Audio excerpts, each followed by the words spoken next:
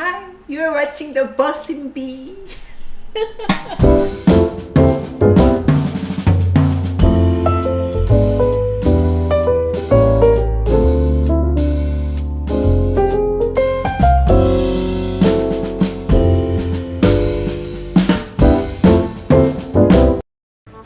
Hey guys, today is gonna be a very special video featuring my mom today. For those of you who don't know, she's an artist and she graduated from one of the top art schools from Korea. And I think as a STEM student who's been studying science and technology my entire life, I think growing up in an art studio environment has provided a very unique perspective in terms of being a bit different from the typical STEM student.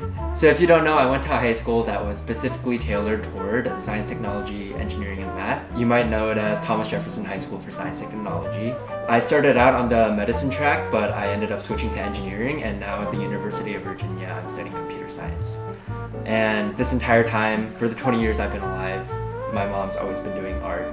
Even once she's moved to the States from Korea, she's been very accomplished. She's won a lot of awards and she continues to make a lot of artwork here. From that, she's also been teaching me from a very young age how to do some basic painting and stuff, so I picked that up and that's been my main hobby as a kid. Really? Really just... So she's gone ahead and picked out a couple of the pieces I painted when I was really young. Can you explain why you like this one so much?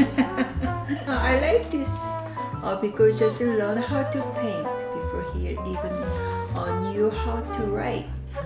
You can see the date, say January 1st, 2003, when he was 3.5 years old. When I asked what he painted, he said, 눈, 코, 입.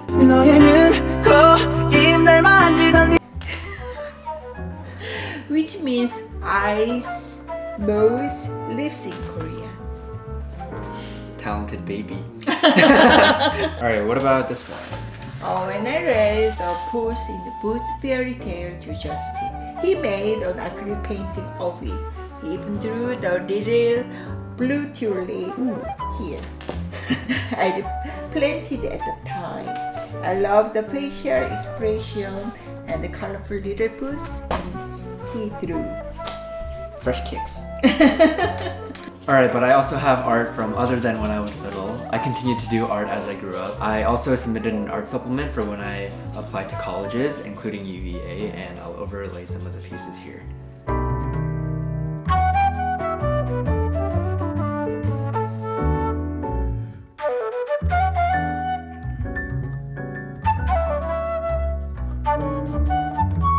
Now we're gonna take a look at a couple of my mom's artwork pieces. Could you explain this one behind us here? This is an antique mannequin.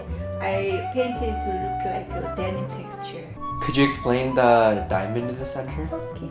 It's a brooch I made by cutting and torching bronze. What about the other two? These two are also antique brooches. These two are also brooches I handmade with the tortured metal and the antique parts. What do you like about making this kind of art? Yeah, I really like making art that incorporate 2D and 3D with the different media. Oh, what about this one? This one's made of guitar head, traditional Korean hairpin, laser cut plastic, and beads. I think I really like this one because it represents how in this modern age we can really implement technology with more traditional art principles, and I think my mom did a really good job with that. Thank you. And what about this one? Oh. This one made of guitar head, all the computer parts, and the neon spray paint. Ooh.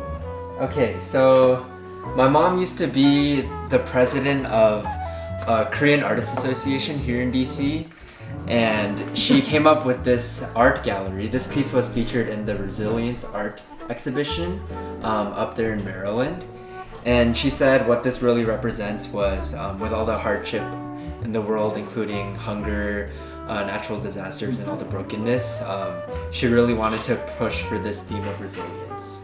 And again, you can see with these computer parts, she salvaged this from all over the place. And the first principle is recycling old things and making the most out of them. And the second, again, is how we can implement technology into art. And that's really great. And what about this? All right, next we'll be answering some questions that you guys sent through my Instagram page about just growing up in this art studio. First question is from Akriti. She asks, why is your mom so cute? Because looks like you. Okay, Debbie Dong asks, how did you use/incorporate art in your life at TJ, and was your art influenced by your mom? I really try to incorporate an artistic eye into anything I do. Things more recently like photography or designing mock-ups of different designs in engineering projects, or just doing little art projects for school, like Japanese in high school. And during high school, I just kept entering and putting myself out there in various art contests, and that was a good use of time as well. In terms of my art being influenced by my mom, of course that would be the main source, but I'm nowhere near as good, obviously. She's a professional, I'm not, but I try to think that I can draw some of my roots and inspiration from her.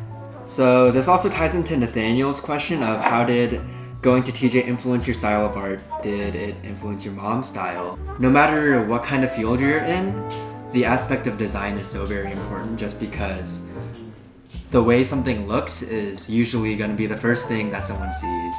And really nailing down that aesthetic aspect of the product you're putting out, especially in this realm of tech, whether it's an app you're putting out, some sort of web design, it's going to be really important to really be able to catch your audience's attention so that you can really capture and maximize your audience. So then, do you think me going to TJ influenced your art? It's because of you and your dad that I had the idea of laser cutting for my art. Alright, so Catherine asks, what kind of medium do you use? Recently, wood, acrylic, metal oil paint, computer parts. So Justin Kim asks, could you explain why schools should continue to teach and support fine arts? That's a really good question. Okay, if kids only study science, I think they lose an important side of their humanity. Yeah. And they become more like robots. Some of my most talented students actually went to the TJ.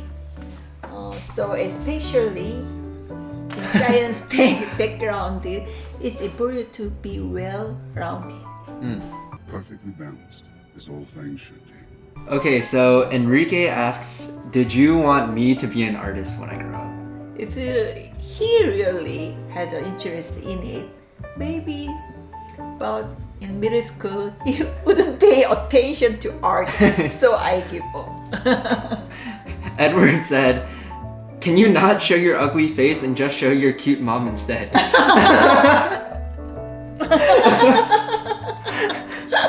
Ian, he asks, if there's anything you could change about the past, what would it be? At one point, I want to be a Broadway musical performer.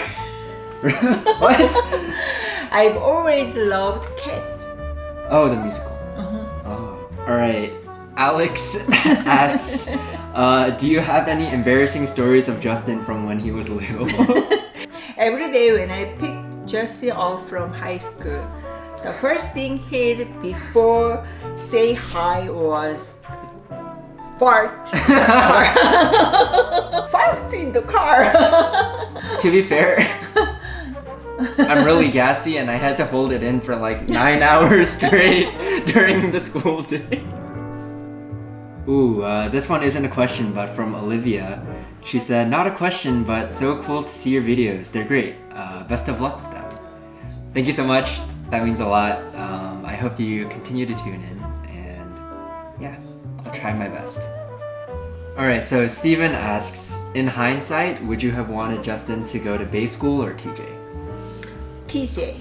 Why? Bay school might have been easier for Justin, for you. Maybe. But I saw Justin be challenged and discover himself with dance and leadership and friends.